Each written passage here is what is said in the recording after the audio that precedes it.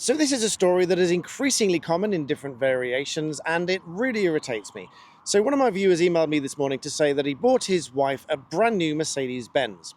On the drive home from the dealership, they heard some kind of noise from the boot, some kind of rolling around noise, which seemed a little bit odd, and as though it shouldn't be there. In fact, having got back from the park, I've now received the video and permission to use it. Take a listen to this.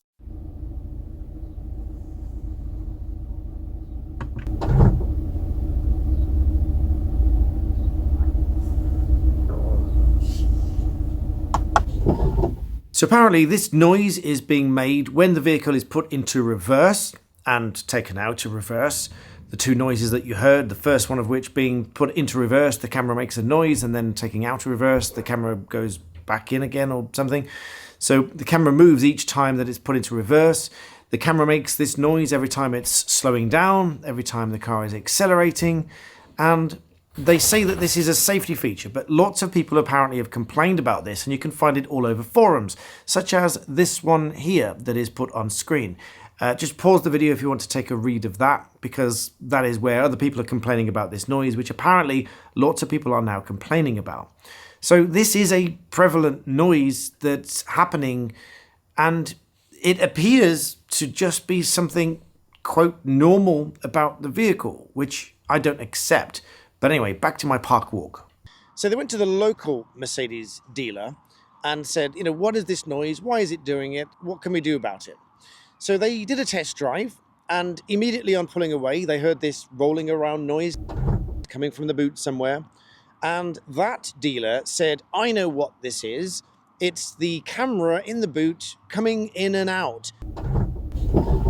It's a safety feature. It's supposed to do that. Pausing for that thought, if you had a vehicle that made some kind of rolling noise every time you pulled away, coming from the boot, and it's supposedly a safety feature, and it's something that's supposed to be there, I don't really think that's acceptable. I think that'd be quite annoying. If you pull away and hear a noise every single time, once you hear it, you can't unhear it. You know it's there. You'll hear it every time. It will be increasingly frustrating. And I dare say it probably shouldn't be there. And I don't think it's a safety feature. I don't think it should be there. But even if it is, I think it's a stupid feature because it's one that's going to irritate people. So clearly they said, well, I'd like to reject it and have the money back because that's just not acceptable. Now, then they said they have to go back to the agent dealer where they originally bought it. And then they said that they'll see what they can do to rectify the situation.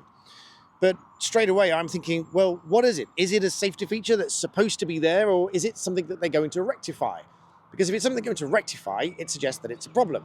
So two things then spring up, and this is generic guidance for anyone that is in this kind of situation. It doesn't really need to be specific advice. It's just general guidance. But if you buy something as a consumer, you have 30 days to reject it if it doesn't conform to the contract, being satisfactory quality, free from defects, fit for purpose, etc. And even if it's beyond that 30 days, within the first 6 months, if something is taken to be there as at the outset, it just presents within the first 6 months, unless the dealer can prove otherwise. So if you were to take this kind of defect, this kind of noise as something that really shouldn't be there, and it's just not of satisfactory quality and it's not fit for purpose because it's making this noise, it's increasingly irritating, then that is not conforming with the contract. But of course, in my experience, in almost every case like this, the dealer just does not accept rejection of the vehicle. Because they're a high value item, they just don't want to accept rejection. Now, just because it's a high value item doesn't mean that it brings it outside of consumer law. Now, when I tell people sometimes that I practice in consumer law, immediately they picture buying a kettle or a toaster or a fridge, and the value is, up to £1,000 or something. And very often even up to £10,000. And that's a particular cut-off point because you can't claim costs. You're not at risk to cost ordinarily for a claim that is not more than £10,000.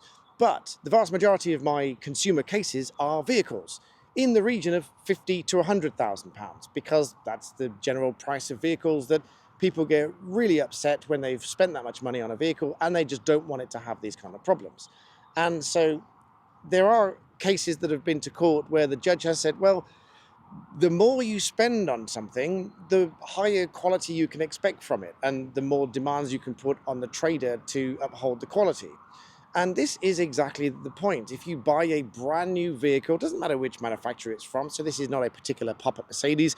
I've owned a Mercedes in the past. It was a fantastic vehicle, and I had no complaints about it.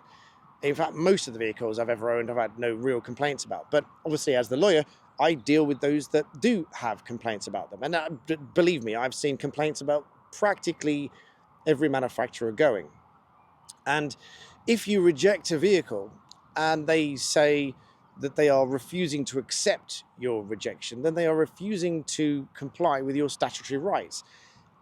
Apart from the cooling off period for service contracts, you cannot agree to waive any of those rights because that's under regulations in the Consumer Contract Regulations 2013.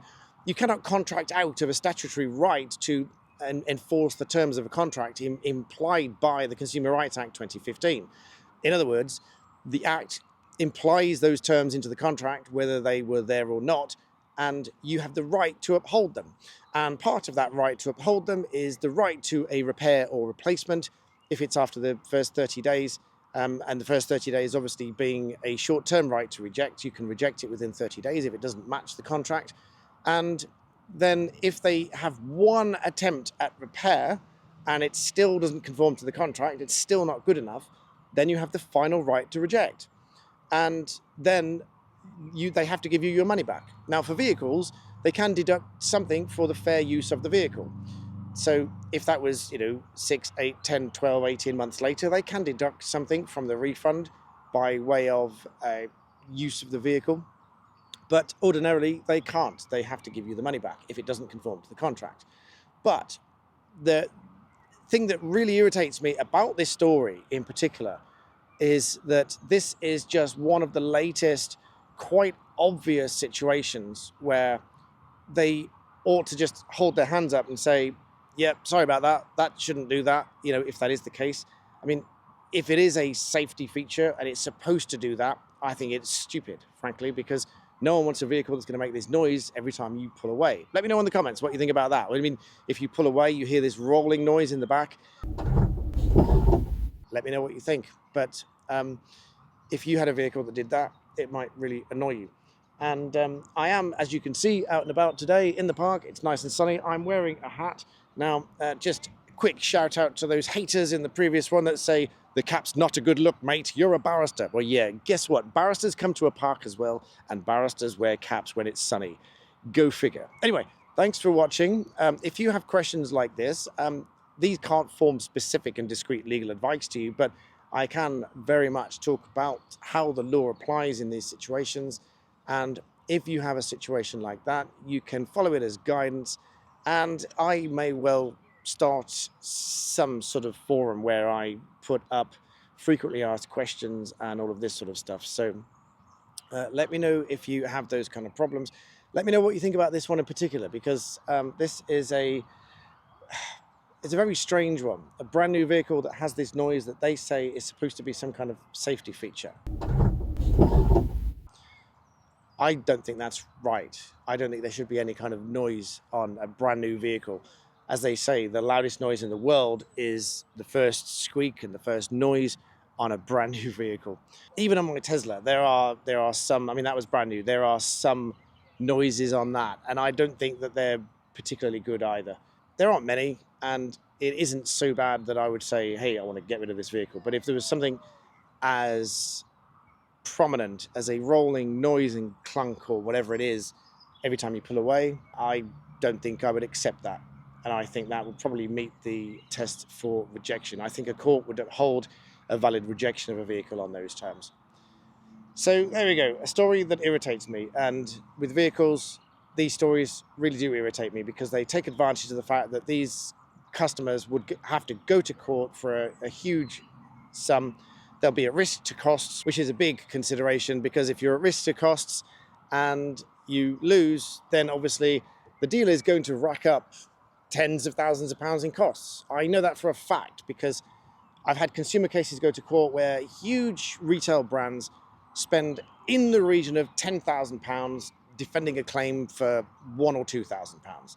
It's utterly ridiculous, and I think there should be some more specific law for vehicles. People ask me sometimes, what law would I change? That's it. I would probably ring fence vehicles from costs, because if a customer rejects a vehicle and they refuse to uphold it, the only alternative is going to court, besides the motor ombudsman and things like that. But otherwise, you have to go to court.